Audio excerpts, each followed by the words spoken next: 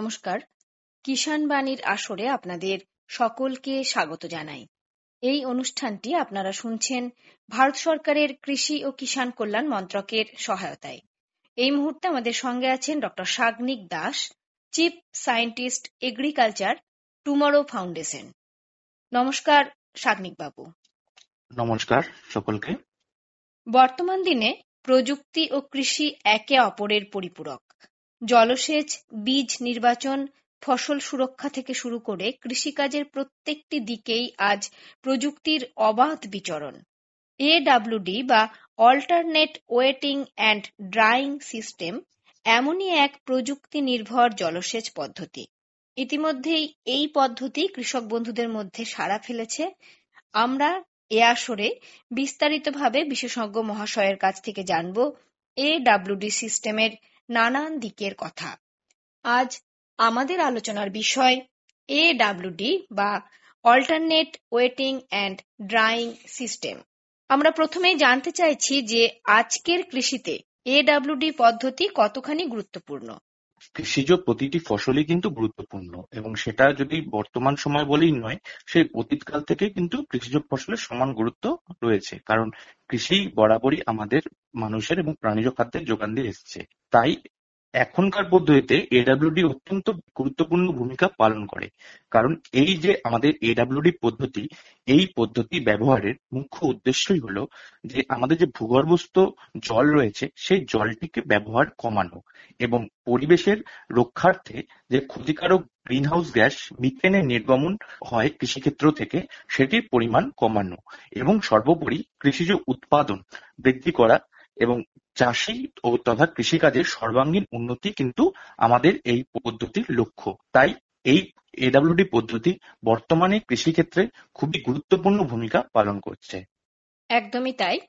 বর্তমানে কৃষিক্ষেত্রে দুটি প্রধান লক্ষ্য, এক হচ্ছে পরিবেশ দূষণ কমানো এবং দ্বিতীয়ত হচ্ছে ভূগর্ভস্থ জলের সঠিক এবং ন্যূনতম ব্যবহার। এই দুই ক্ষেত্রেই এডব্লিউডি তার সার্থকতা দেখিয়েছে। তাই জানতে চাইছি এই মুহূর্তে মোটামুটিভাবে কোন কোন ফসলের ক্ষেত্রে এই পদ্ধতি অধিক কার্যকরী হতে পারে বলে আপনি মনে করেন? দেখুন, এই অল্টারনেট ওয়েটিং অ্যান্ড ড্রাইং পদ্ধতি কিন্তু মূলত ধান চাষের ক্ষেত্রেই গুরুত্বপূর্ণ। কারণ আমরা সকলেই জানি যে কৃষিক্ষেত্রে জলের ভূমিকাটা খুবই গুরুত্বপূর্ণ এবং ধান চাষের ক্ষেত্রে আমাদের কিন্তু চাষের জন্য জলের পরিমাণ একটু বেশি পরিমাণে প্রয়োজন হয়। আর ধান একমাত্র ফসল যে তার জমিতে জল ধরে রাখতে পারে, কিন্তু ধান চাষের জমিতে যদি জল ভরা থাকে তার থেকে কিন্তু ক্ষতিকারক মিথেন গ্যাসের নির্গমন হয়, যা পরিবেশের পক্ষে সহায়ক নয়। তাই এই এডব্লিউডি পদ্ধতি মূলত ধানের ক্ষেত্রে প্রযোজ্য, যেহেতু এই পদ্ধতিতে আমাদের জলের ব্যবহার কমে ও মিথেন গ্যাস নির্গমনে বাধা সৃষ্টি করে। আচ্ছা, মূলত ধান চাষের ক্ষেত্রে এই পদ্ধতি অধিক কার্যকরী। জানতে চাইছি এই যে পদ্ধতি অর্থাৎ alternate waiting and drawing system, ক্রমাগত শুকনো এবং ভেজানো পদ্ধতি, এই পদ্ধতির মূল বিষয়বস্তুটা ঠিক কি? এই এডব্লিউডি পদ্ধতির মূল বিষয়বস্তু বা প্রাথমিক বিষয়বস্তু হলো যে ভূগর্ভস্থ যে জলের স্তর, সেই স্তরটিকে ঠিক রাখা এবং কৃষিক্ষেত্র থেকে যে ক্ষতিকারক গ্যাস নির্গমন হয়, মূলত মিথেন, ধান চাষের জমি থেকে এই মিথেন গ্যাস নির্গমন হয়, তার পরিমাণ হ্রাস করা এবং সর্বোপরি কৃষক বন্ধুদের উৎপাদন বৃদ্ধি করাই এই পদ্ধতির মূল লক্ষ্য এবং এটি মূল বিষয়বস্তু। এই যে ক্রমান্বয়ে শুকানো ও ভেজানো, পদ্ধতিগতভাবে এক্ষেত্রে কতটা শুকনো হলে আবারও জল জমিতে দিতে হবে, এটি কৃষক বন্ধুরা বুঝবেন কিভাবে? দেখুন, জমিতে কতটা জল থাকবে বা কতটা শুকনো করতে হবে সেটি কিন্তু এই পদ্ধতির মূল বিষয় নয়। মূল বিষয় হলো জমিতে যখন জলের প্রয়োজন হবে, অর্থাৎ গাছের বা ফসলের যখন জলের প্রয়োজন হবে তখনই জল দেওয়া, অতিরিক্ত জল ব্যবহার না করা। এটি এই পদ্ধতির কিন্তু মূল বিষয়বস্তু এবং এটি কৃষক বন্ধুদের বোঝানোর জন্য আমরা তাদের জমিতে বিঘা প্রতি 2টি করে 30 সেন্টিমিটারের পাইপ, যেটি ছিদ্রযুক্ত পাইপ, সেটি বসাতে পারি। এই পাইপগুলোকে আমরা চলতি ভাষায় বা কৃষি বিজ্ঞানের ভাষায় ফিল্ড ওয়াটার টিউব বলে এবং পাইপের ভিতর থেকে মাটি বের করে আমরা চাষি বন্ধুদের দেখাবো যে দেখুন, আপনার মাটিতে কিন্তু এখনো জল রয়েছে এবং পাইপের ভিতর দিয়ে জল পরিমাপক ফিতে দিয়ে জলটি পরিমাপ করে যদি দেখা যায় যে ভূমির তল থেকে 6 ইঞ্চি নিচে অব্দি জল রয়েছে, তো আমরা চাষি বন্ধুদের বলতে পারবো যে আপনাদের চিন্তার কোনো কারণ নেই, কারণ ধান গাছের শিকড় অব্দি জল রয়েছে, ফসলের কোনো ক্ষতি হবে না। অর্থাৎ পুরোপুরি প্রযুক্তিগত একটি পদ্ধতি, যে পদ্ধতির মধ্য দিয়ে আপনারা কৃষক বন্ধুদেরকে বোঝাবেন বা তাঁরা নিজেরাই বুঝতে পারবেন যে এই মুহূর্তে জমিতে সেচের দরকার আছে কি নেই। এটাই হচ্ছে এই পদ্ধতির মূল কথা। একদম। এ তো গেল যে কতটা পরিমাণ জল থাকলে কৃষক বন্ধুরা বুঝবেন যে আর জল দিতে হচ্ছে কিনা। এবারে জানতে চাইছি যে পরবর্তী ক্ষেত্রে যখন কৃষক বন্ধুরা জল দেবেন, সেক্ষেত্রে তারা কতটা জল দেবেন? পরবর্তী ক্ষেত্রে আমরা জলের পাইপ দিয়ে জলের পরিমাপ করব এবং যখন দেখব যে জলের স্তরটা নেমে গেছে, তখন কিন্তু আমরা, যেহেতু আমরা জল প্রত্যেকদিন পরিমাপ করছি, যখনই দেখব মাটি থেকে 6 ইঞ্চি নিচে নেমে গেছে জলের স্তরটি, তখনই কিন্তু আমরা আবার রিওয়াটারিং বা পুনরায় জলসেচ দেব। এবং এক্ষেত্রে কৃষক বন্ধুরা যে সেচটি প্রয়োগ করবেন সেটি কি ডুবিয়ে সেচ নাকি অল্প পরিমাণ সেচ দিলেই চলবে? না, যেটি গাছের প্রয়োজন সেই পরিমাণ জলটি তাকে প্রয়োগ করতে হবে। অর্থাৎ একদম যতটুকু প্রয়োজন ঠিক ততটুকু জল প্রয়োগ করতে হচ্ছে, জমিতে জল দাঁড়িয়েও থাকছে না। এই পদ্ধতির কার্যকারিতা অবশ্যই বোরো চাষের ক্ষেত্রে অধিক। জানতে চাইছি ঠিক এই সময় অর্থাৎ এই বর্ষায় এই পদ্ধতি চাষের ক্ষেত্রে কতখানি কার্যকরী? দেখুন, বর্ষাতে হয়তো জল খুব সুচারুভাবে নিয়ন্ত্রিত হবে না, কিন্তু চাষের যে অন্য বিষয়গুলো আছে, যেমন ধরুন জমিতে যতটুকু জল ধরে রাখা প্রয়োজন সেই লেভেল অব্দি যদি আমরা জমির থেকে জল বেরোনোর জন্য যে নিকাশি নালাটি করা হয়, সেই নালাটিকে যদি 2 ইঞ্চি মতো সমতলে আমরা রাখতে পারি, তাহলে দেখা যাবে যে ধানের জমিতে যে অতিরিক্ত জল সেটি ওই নিকাশি নালা দিয়ে বেরিয়ে যাচ্ছে এবং ধানের জমিতে অতিরিক্ত জল থাকছে না। এবং এক্ষেত্রে বর্ষার সময় চাষি বন্ধুরা যদি লাইন করে ধানের চারা রোপণ করতে পারেন এবং সঠিক পরিচর্যা করেন, তো বর্ষাতেও কিন্তু এই পদ্ধতি কার্যকরী হতে পারে। জল হয়তো খুব সুনিয়ন্ত্রিতভাবে নিয়ন্ত্রণ হবে না, কিন্তু যদি কোনো কারণে ধরুন বর্ষাকালে 8 থেকে 10 দিন বৃষ্টি না হয়, তো আমরা কিন্তু এই পাইপের মাধ্যমেই চাষি বন্ধুরা দেখাতে পারবো যে তাদের চিন্তার কারণ নেই, কারণ জমিতে এখনো জল রয়েছে এবং এতে তাদের উৎপাদনে কোনো রকম প্রভাব পড়বে না। আমাদের এলাকার কৃষক বন্ধুরা ধান চাষ বলতে মোটামুটি ভাবে জমিতে ভালো পরিমাণ জল থাকবে এটাই বোঝেন। এই যে নতুন পদ্ধতি, এক্ষেত্রে জলের যে ন্যূনতম যোগান আমরা দিচ্ছি বা কৃষক বন্ধুদের দিতে বলছি বারবার করে, সেক্ষেত্রে ফলন কি কোনোভাবে প্রভাবিত হবে? কি মনে হচ্ছে? চাষি বন্ধুদের আমাদের একটি প্রথাগত ধারণা আছে, যেটা অতীতকাল থেকে চলে আসছে, যে ধান চাষের সময় জমিতে সবসময় জল ধরে রাখতে হবে। কিন্তু বর্তমান কৃষি বিজ্ঞান অনুযায়ী ধান চাষের সময় বেশি জল প্রয়োজন, কিন্তু এটা সঠিক ধারণা নয় যে ধান গাছের গোড়াতে সবসময় জল ধরে রাখতে হবে। এবং আমরা যদি এই এডব্লিউডি সিস্টেমটিকে নিয়ে চাষি বন্ধুদের কাছে বোঝাতে পারি, তো আমরা তাদেরকে এটাও দেখাতে পারবো যে এই পদ্ধতিতে আমাদের কিন্তু যে জলের ব্যবহার তা 30% কমেছে এবং এর ফলে কিন্তু তার ফলনে কোন রকম প্রভাব পড়েনি, বরঞ্চ ফলন আমাদের 12 থেকে 15% কিন্তু বৃদ্ধি পেয়েছে। আচ্ছা, অর্থাৎ ফলনে সেভাবে কোনো প্রভাব পড়ছে না এবং হিসেবের দিক থেকে দেখতে গেলে আমরা দেখতেই পাচ্ছি যে ফলন বাড়ছে। তো এই যে নতুন পদ্ধতি, এই পদ্ধতিতে ধান চাষ করতে গেলে কৃষক বন্ধুদের কি কি বিষয়ে সতর্ক থাকতে হবে? দেখুন, এই পদ্ধতিতে চাষ করতে গেলে কিন্তু একটু সতর্কতা অবলম্বন জরুরি। মূলত প্রতি মুহূর্তেই আমাদের সতর্ক থাকতে হবে যাতে সঠিক সময়ে সঠিক পরিমাণ জল জমিতে থাকে, অতিরিক্ত জল যেন জমিতে দাঁড়িয়ে না থাকে, তাতে কিন্তু আমাদের ধান গাছের গোড়ার ক্ষতি হবে এবং তার জন্য নিয়মিত জমি পরিদর্শন করাটা খুবই জরুরি। তাই কৃষক বন্ধুদের অনুরোধ করব, যারা এডব্লিউ পদ্ধতিতে ধান চাষ করবেন তারা কিন্তু নিয়মিত জমি পর্যবেক্ষণ করবেন এবং পাইপের মাধ্যমে জলের স্তরটিকে লক্ষ্য রাখবেন।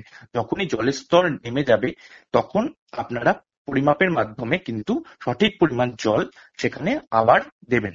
প্রথাগত চাষে জমিতে সারের পরিমাণ ও চারার সংখ্যা যেমন থাকে, এই এডব্লিউডি পদ্ধতিতে যদি ধান চাষ কৃষক বন্ধু করেন, সেক্ষেত্রে হিসেবটা কিরকম থাকবে? চিরাচরিত বা প্রথাগত চাষে আমাদের চাষি বন্ধুরা মূলত একসাথে 4টি কেউ 5টি করে চারা রোপণ করেন, কিন্তু এই এডব্লিউডি পদ্ধতিতে আমরা যদি 10 ইঞ্চি দূরত্বে 2টি করে চারা রোপণ করতে পারি, তাহলে কিন্তু আমাদের উৎপাদনশীলতায় কোন রকম ক্ষতিকর প্রভাব পড়বে না, বরঞ্চ উৎপাদন বৃদ্ধি পাবে এবং আমাদের কিন্তু নির্দিষ্ট দিনের চারা সমদূরত্বে লাইন করে পুঁততে হবে, যাতে একটি চারা আরেকটি চারা থেকে একটি নির্দিষ্ট দূরত্বে থাকে। তার ফলে কি হবে? তার ফলে হচ্ছে প্রতিটি চারা সুনির্দিষ্ট পরিমাণ খাদ্য এবং জল পাবে। এবং সারের ক্ষেত্রে কিন্তু আমরা পাডলিং বা কাদা করার সময় মূল সার হিসাবে কাঠা প্রতি 500 গ্রাম করে রাসায়নিক সার ব্যবহার করতে পারি, এবং 15 কেজি ইউরিয়া প্রতি বিঘা 3টে করে চাপান সার হিসাবে ব্যবহার করতে পারি। এই যে নতুন ধরনের একটি পদ্ধতি, আমরা দেখতেই পাচ্ছি যে পরিবেশ বান্ধব একটি পদ্ধতি এবং সমস্ত দিক থেকে এটি কৃষক বন্ধুদেরও সহায়ক। এই পদ্ধতি সম্পর্কে কৃষক বন্ধুদের সঠিক ট্রেনিং এর কি ব্যবস্থা আছে? এই অল্টারনেট ওয়েটিং ড্রাইং বিষয়ে আমরা আমাদের টুমোরোস ফাউন্ডেশনের পক্ষ থেকে জেলার বিভিন্ন প্রান্তে বিভিন্ন গ্রামে প্রশিক্ষণ শিবিরের আয়োজন করে থাকি, এবং আমরা হাতে কলমে সকল কৃষক বন্ধুদের কিভাবে এডাব্লিউডি পদ্ধতিতে চাষের কাজ করা হতে পারে এবং কি পরিমাণ জল তাদের দিতে হবে বা কি পরিমাণ তাদের উপকারিতা এডাব্লিউডি পদ্ধতিতে, এই প্রশিক্ষণ শিবিরগুলোতে আমরা কিন্তু চাষি বন্ধুদের এই বিষয়ে উপযুক্ত তথ্য ও প্রশিক্ষণ দিয়ে থাকি। আমরা জানতে পারলাম যে উপযুক্ত তথ্য, প্রশিক্ষণ সবকিছুর ব্যবস্থা আছে এবং গ্রামে গঞ্জে ঘুরে ঘুরেই তাদের প্রশিক্ষিত করার চেষ্টা চলছে। কিন্তু যারা এই কৃষিকাজের মূল কাণ্ডারি অর্থাৎ কৃষক বন্ধুরা, তারা এই বিষয়ে কতখানি আগ্রহী? কৃষক বন্ধুরা অবশ্যই আমাদের কৃষিকাজের মূল কাণ্ডারি, এবং তাদেরই এগিয়ে কিন্তু আসতে হবে এই ক্লাইমেট স্মার্ট এগ্রিকালচার প্র্যাকটিস বা এই পরিবেশ বান্ধব কৃষিকে এগিয়ে নিয়ে যাওয়ার জন্য, এবং আগামী প্রজন্মের কাছে এক সুন্দর পরিবেশ উপহার দেওয়ার জন্য।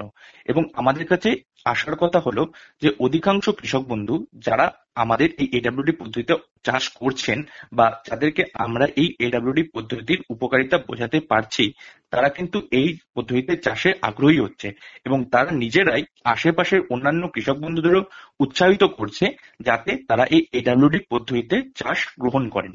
সময় আজ একদম শেষের পথে। এই শেষ সময়ে আপনি শ্রোতা বন্ধুদের উদ্দেশ্যে কি বলবেন?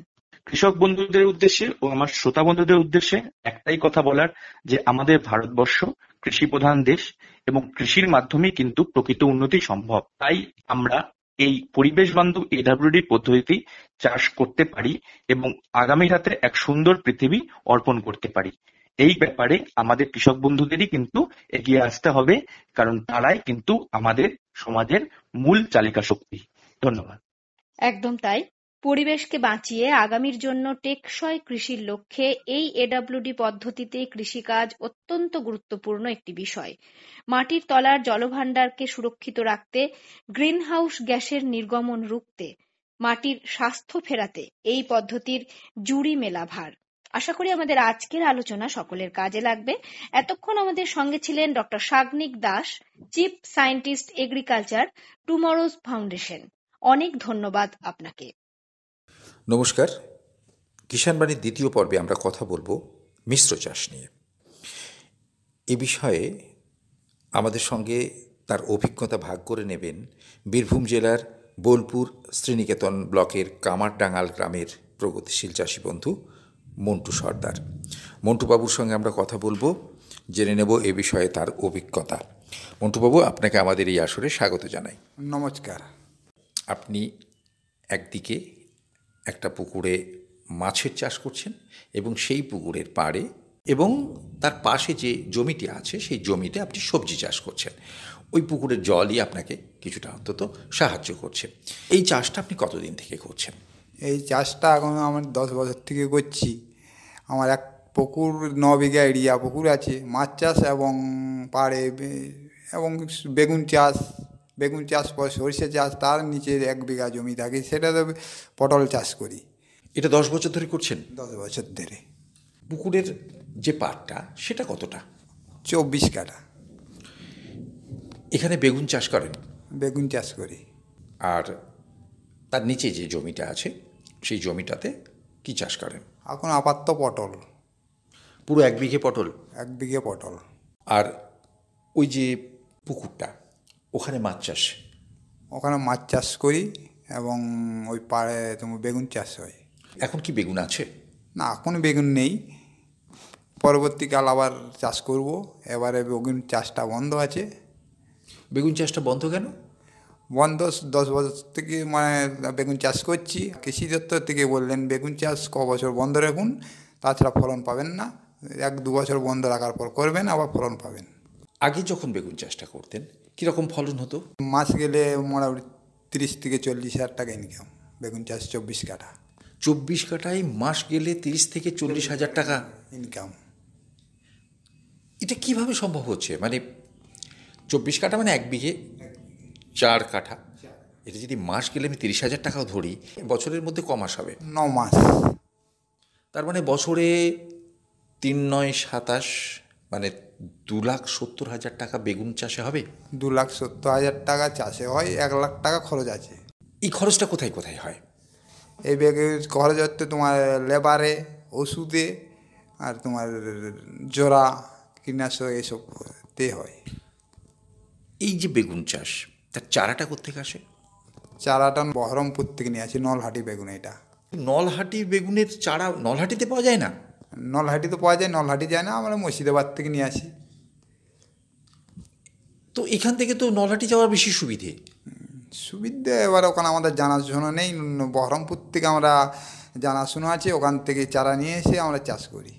এই যে বেগুনের চারাটা, এটাতে কি এমন আছে মানে খুব বেশি ফলন হয় বা ভালো ফলন হয় বা এই বেগুনের দাম বেশি, এরকম কিছু কি?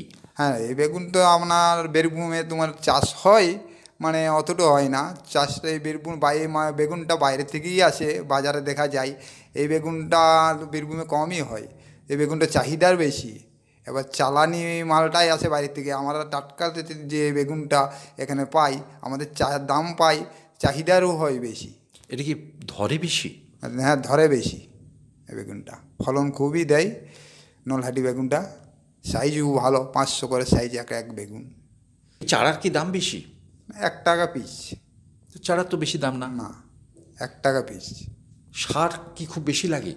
কাঠা 4 কিলো বেগুনে। 4 কিলো কি? ছোট চারাতে তোমার ডিউপি লাগে, আর যখন ফল ধরতে লাগে তখন 14-35-14, এই সারটা দিলে ফলনটাও বেশি পাওয়া যায়। আর বিষের খরচ কি খুব বেশি? হ্যাঁ, বিষের খরচ বেগুনে অনেক খরচ, ওই জন্য তোমার 1 লাখ টাকা খরচ হয়ে যায়। এখন আপনার বেগুনটা একটু বন্ধ আছে, এখন 2 বছর বন্ধ থাকবে বেগুন চাষটা। তো ওই জায়গায় কি চাষ করছেন? ওই জায়গাটা সরষে চাষ হবে এখন আপাতত। আর ওই যে পুকুরের নিচে বললেন 1 বিঘে আপনার জমি আছে, সেটাতে কি চাষ করছেন? পটল চাষ হচ্ছে 1 বিঘাতে। লাগালেন কখন? এটা তোমার পুরনো গাছ, অজ্ঞান মাসে আমরা লত কেটে দিই, লত কাটার পর অজ্ঞান পৌষ মাসে আবার আমরা লত ছাড়তে লাগে। ওই লত তৈরি করতে পারলে মাঘ মাসে মাল দেয়, সবাই এই টাইমটা তুলতে পারে না পটল। অর্থাৎ গত বছরের গাছ আপনি ওই জায়গাটা কেটে ফেললেন। আচ্ছা, এই যে পুরনো গাছটাকে কেটে দিচ্ছেন, তারপর তার যত্ন আত্তি কী করে করেন? 20 দিন পড়ে থাকার পর বা তোমার জল সেচ দেওয়া হয়, সেচ দেওয়ার পর তোমার বতর হয়ে গেলে জোড়া দিয়ে তোমার আবার তোমার লত কাটতে লাগে, মানে লত হয় বড়। লত বড় হয়ে গেলে আমরা মাচা করি, মাচা তুলে দিয়ে পটলে ধরতে লাগে। এটা মাঘ মাসের শেষের দিকেই ধরতে শুরু করছে? মাঘ মাস থেকে শুরু, মাঘ মাসে অল্প ধরে, ফাল্গুন মাস করে তোমার ভরপুর মাল আমরা বাজার করি। মাঘ মাসে কত টাকা কেজি পাচ্ছেন? এবারে পেয়েছি তোমার 280 টাকা থেকে শুরু। 280 টাকা। আচ্ছা, এই যে 1 বিঘেতেই পুরোটা পটল ছিল তো? 1 বিঘাতে পুরোটাই পটল। এই সময় কতটা ফলন হবে? এই সময় তো বিঘাতে মোটামুটি 40-50 কেজি, এর বেশি হবে না। আর এখন তোমার ওই বিঘাতে এখন 5 কুইন্টাল। 40-50 কেজি কত দিনের মধ্যে? এটা 1 সপ্তাহ। 1 সপ্তাহে যদি 40 কেজি ফলন আমি ধরি, আর 280 টাকা করে যদি কেজি পাওয়া যায়, তাহলে 280-কে 40 দিয়ে গুণ করলে 11,200। এই 11,200 টাকা সপ্তাহে ওই 1 বিঘে জমি থেকে? 11,200 সপ্তাহে। এখানে কীটনাশক অনেকটা খরচ হয়, অনেক টাকা এখানে খরচ হয়। কত টাকার মোটামুটি খরচ হবে? সপ্তাহে 2,500 টাকা কীটনাশকের হয়, তারপর জোড়া আছে, লেবার আছে, সব মিলিয়ে প্রায় 3-4 হাজার টাকা খরচ হয়ে যাবে। 2,000 টাকা খরচ হয়ে যায়। 4,000 টাকা আমি বাদও দিই, তা ধরুন 7,000 টাকা। 7,000 টাকা সপ্তাহে। আচ্ছা, এরপর যখন পটলটা আরও বেশি করে ধরতে শুরু করলো, তখন 5 কুইন্টাল মতো 1 বিঘে জমিতে আসে, তখন দামটা কম পাওয়া যায়। আচ্ছা, এটা কতদিন এই ফলনটা পাবেন? এটা 9 মাস। তাহলে এই 9 মাস ধরে 20-25 টাকা কেজি গড়ে? গড়ে 25 টাকা কেজি। আচ্ছা, এই যে 5 কুইন্টাল বলছেন, এটা সপ্তাহে 5 কুইন্টাল, সপ্তাহে 5 কুইন্টাল বিঘা। 1 মাসে 20 কুইন্টাল। 20 কুইন্টাল যদি মাসে হয়, আর যদি 25 টাকা করে কেজি পাওয়া যায়, তাহলে তো 50,000 টাকা হয়। 50,000 টাকা। এর অনেক লেবারে খরচ আছে, জোড়া কতটা বাদ যাবে? 50,000 টাকার থেকে 20,000 টাকা বাদ যাবে। মাসে 30,000 টাকা 30,000 টাকা মাসে। 1 বিঘে জমিতে। এই পটল এখনো তো আছে, এটা কতদিন চলবে? অঘ্রাণ মাস পর্যন্ত? অঘ্রাণ মাস। তারপরে কি পটলটাকে আবার কেটে দিয়ে রেখে দেবেন, নাকি এবারে নতুন পটল লাগাবেন?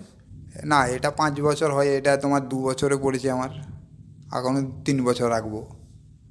লত কেটে দিয়ে এখনো 3 বছর থাকবে এইটা। প্রথমবার যেবারে পটল লাগিয়েছিলেন ধরুন, সেবারে যে খরচটা হয়েছিল, এখন প্রত্যেক বছর এই যে লতাটাকে আপনি কেটে দিচ্ছেন, তারপরে একটু সার জল দিচ্ছেন, এটাতে তো খরচ কম। হ্যাঁ, এটা খরচ কম। তোমার প্রথমে লাগাইলে তোমার খরচটা বেশি হয়। আপনার তাহলে শুধু পটল, নাকি এরপরে অন্য কোনো চাষ আছে? এরপর আমার টমেটো, কপি হবে। সেটা কি আলাদা জমি আছে? আলাদা জমি আছে 1 বিঘা। এটা কখন লাগাবেন?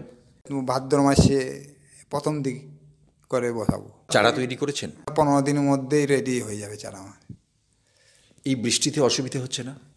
বৃষ্টিতে অসুবিধা, আপনার তিরপল দিয়ে আমরা ঢাকা দিই, বেড করা আছে, বেডটা ঢাকা দিয়ে দিই। কপি এবং টমেটোতে কীরকম লাভ হয়? টমেটো কপির বাজারটা বলা যায় না, এটা অল্প দিনে মাল, খুব কি কোথায় কি হবে বলা যাচ্ছে না এখন। গত বছরে টমেটো কপি করেননি? আর টমেটো কপি অল্প, মোটামুটি 10 টাকা, 8 টাকা, 7 টাকা কেজি পেয়েছি। কপিটাও পেয়েছি একই। ওখানে অতটা লাভ হয় না? না, এই তোমার পটল চাষ, বেগুন চাষের মতন অন্য ফসলে কোনো লাভ হয় না। তো পটল চাষ, বেগুন চাষ আপনি যা বলছেন, তাতে তো মোটামুটি পটল আর বেগুন এই 2 বিঘেতে আপনার 30,000, আর ওখানে অন্তত 15,000, 45-50,000 টাকা মাসে রোজগার হয়ে যাবে। মাসে রোজগার হয়। আচ্ছা, এর সঙ্গে মাছ আছে। মাছে কতগুলো পুকুর আছে? 6টা পুকুর আছে। তো এই 6টা পুকুরেই মাছ চাষ হয় কীভাবে? আমার 2টো 10 কাঠা করে পুকুর আছে, ওটা ডিম পোনা চারা তৈরি করি। তারপর ওই 2 বিঘা করে 2টো পুকুর আছে আলাদা আলাদা। আমাদের সিলভারের পুকুর আলাদা আছে, দেশি মাছের পুকুর আলাদা আছে। ডিম পোনা চারা করে আমার 2 বিঘাতে ফেলানো হয়, ওখান থেকে ফেলিয়ে তোমার বড় করে বিক্রি করা হয়। আর 9 বিঘা জলে মাছ, বাজারে মাছ বড় করে বিক্রি করা হয়। ডিম পোনা নিয়ে এসে চারা পোনা তৈরি করে চারা পোনা বিক্রি করছেন, এবং বড় মাছও বিক্রি করছেন, তাই তো? হ্যাঁ, চারা পোনাও বিক্রি করে, বড় মাছও বিক্রি করি। এই যে সব পুকুরগুলো, এই যে জমিগুলো, এগুলো আপনি সব লিজ নিয়েছেন তো? লিজ নিয়ে চাষ করছি পুকুর জমি। তাদের টাকা দিতে হয়? টাকা দিতে হয়, বিঘে 7,000 8,000 টাকা দিতে হয়। আর পুকুর লিজ আছে, যেমন পুকুর সেরকম লিজ আছে। আচ্ছা, এই যে খাবারগুলো, এগুলো কিনে নিয়ে আসেন? কিনে নিয়ে আসি। খোল, বাদামে খোল আছে, ভুট্টা গুঁড়ি আছে, সরষের খোল আছে, ইস দিয়ে তো মাছে ইস দেওয়া হয়। ইস সঙ্গে চিটে গুড়, ময়দা, খোল এইসব করে 24 ঘন্টা ভিজিয়ে রেখে খাওয়াইতে হয়। মাসে একবার করে দিতে হয়। আর রোগ ব্যাধির জন্যে? রোগ ব্যাধির জন্যে যেমন পটাশিয়াম, লবণ ব্যবহার করি। অসুবিধা এখন তো আমরা রোগ জ্বালা আমার পুকুরে এখন পর্যন্ত দেখিনি। পটাশ এবং লবণ কতটা করে দেন?